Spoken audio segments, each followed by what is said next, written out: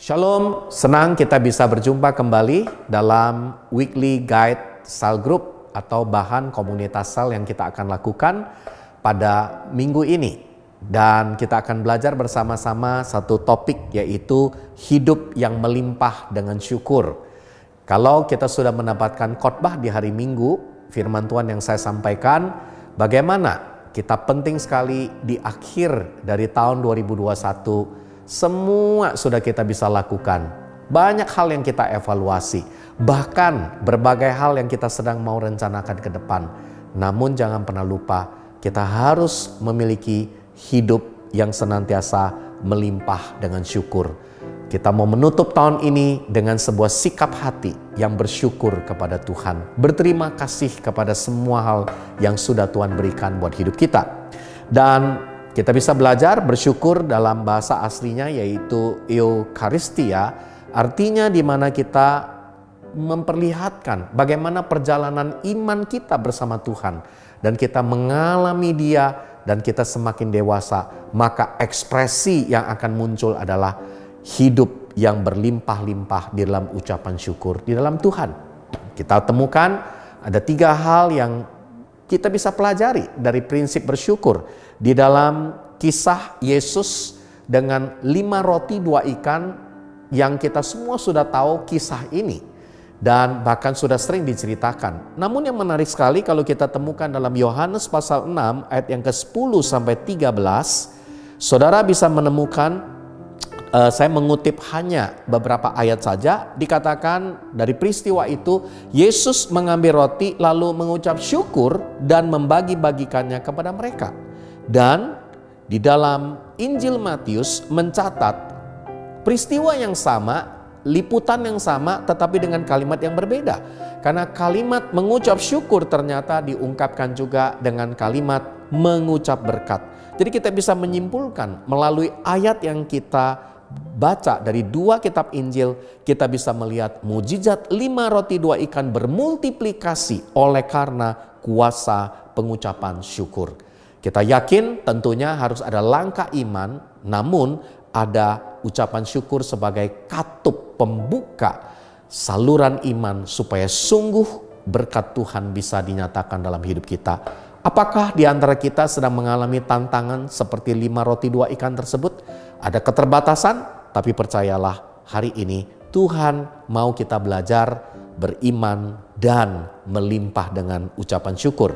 Peristiwa kedua kita bisa temukan dalam Lazarus. Kita bisa membaca Yohanes pasal 11 secara lengkap. Tapi saya kembali hanya akan memberikan beberapa ayat saja, di mana dikatakan waktu Yesus menengadah ke atas dan berkata, "Ya Bapa, aku mengucap syukur kepadamu."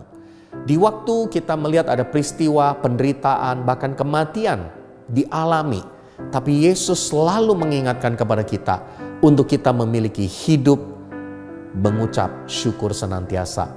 Dia menyerahkan segala sesuatu karena bagian manusia sudah dilakukan, tapi mengucap syukur adalah bagian di mana sesudah manusia menyerahkan, maka Tuhan yang akan bertindak. Dan kita bisa membaca dari kisah ini, mujizat terjadi, Lazarus bangkit, kematian dikalahkan, kehidupan terjadi. Jadi kita bisa melihat mengucap syukur adalah kuasa yang luar biasa, bisa membawa kebangkitan dan kehidupan terjadi.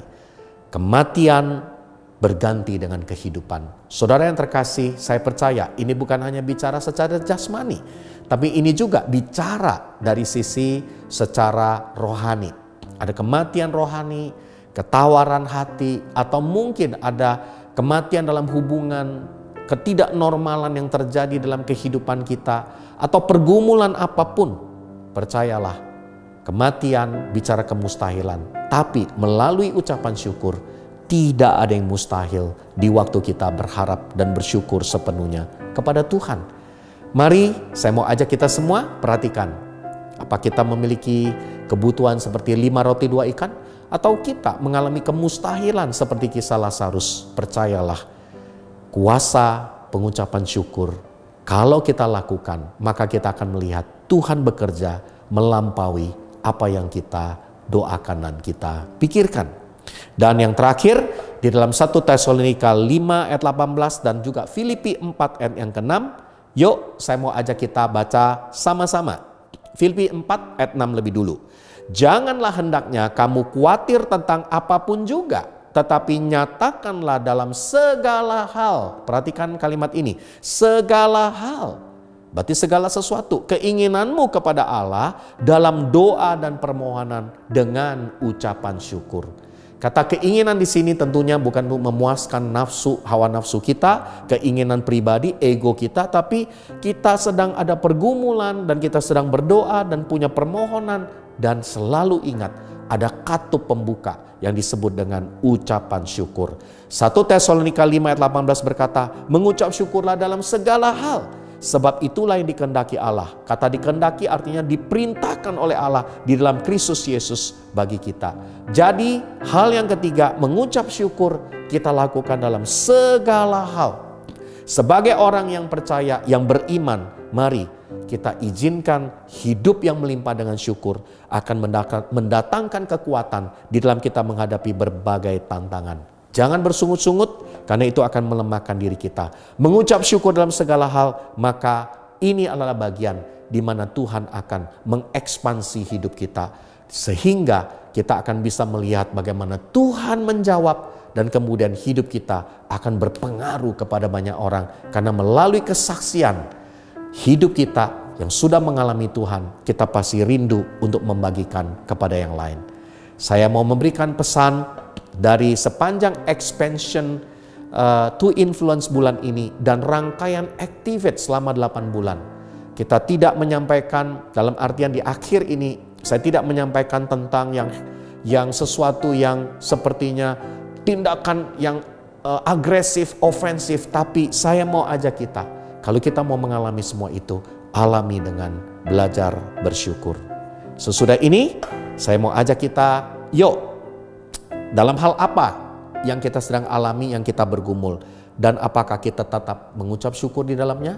Dan saya mau ajak kita, mendorong kita berdoa bersama-sama dengan komunitas untuk kita saling mengingatkan dan menguatkan bersyukur dalam segala hal.